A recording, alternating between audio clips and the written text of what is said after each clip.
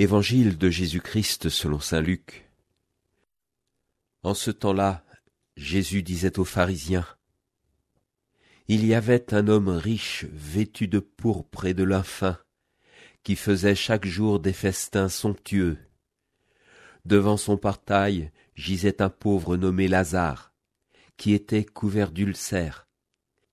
Il aurait bien voulu se rassasier de ce qui tombait de la table du riche, mais les chiens, eux, venaient lécher ses ulcères. Or, le pauvre mourut, et les anges l'emportèrent auprès d'Abraham. Le riche mourut aussi, et on l'enterra au séjour des morts. Il était en proie à la torture. Levant les yeux, il vit Abraham de loin, et Lazare tout près de lui. Alors il cria: « Père Abraham, prends pitié de moi, et envoie Lazare tremper le bout de son doigt dans l'eau pour me rafraîchir la langue, car je souffre terriblement dans cette fournaise. » « Mon enfant, répondit Abraham, rappelle-toi, tu as reçu le bonheur pendant ta vie, et Lazare le malheur pendant la sienne. Maintenant, lui, il trouve ici la consolation, et toi la souffrance. Et en plus de tout cela, un grand abîme a été établi entre vous et nous, pour que ceux qui voudraient passer vers vous ne le puissent pas, et que de là-bas non plus on ne traverse pas vers nous. » Le riche répliqua: « Eh bien, Père, je te prie d'envoyer Lazare dans la maison de mon père.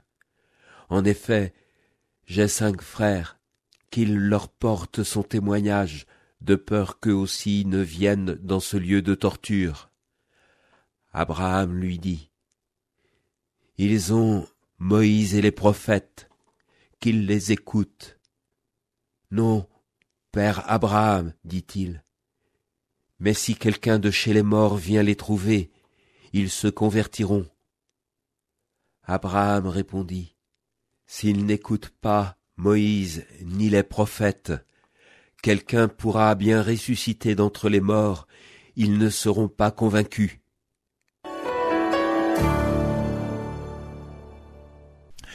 Il comble de biens les affamés et renvoie les riches les mains vides. Les paroles du Magnificat trouvent leur illustration dans le récit de cette parabole.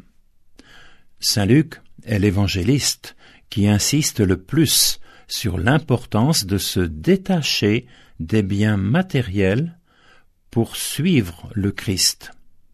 Il faut dire que Luc s'adresse à un milieu grec, où l'attachement aux richesses était la valeur dominante.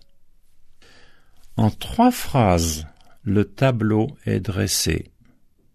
Première phrase: le train de vie de l'homme aisé. Deuxième phrase: la condition du mendiant. Troisième phrase: le relationnel inexistant entre les deux. Il est dit: seuls les chiens se préoccupent du mendiant. Aujourd'hui encore, certains ont plus de liens avec leur animal de compagnie qu'avec leurs semblables. Il n'est pas dit ici qu'il s'agit d'un mauvais riche, ni d'un bon pauvre. Il est dit seulement qu'il y avait un portail entre les 2 hommes.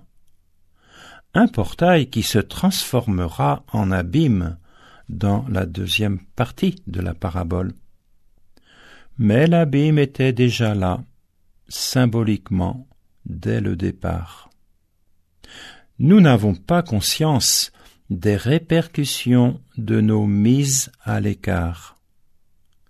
Avons-nous conscience que chacun de nos portails pousse nos frères vers moins d'humanité? Combien de portails mettons-nous dans nos vies pour nous protéger?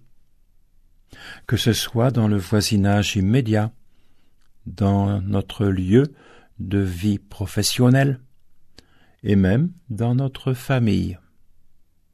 Assoiffés de sécurité nous additionnons les dispositifs du même nom, la sécurité. Mais, à la fin, on ne rencontre plus personne.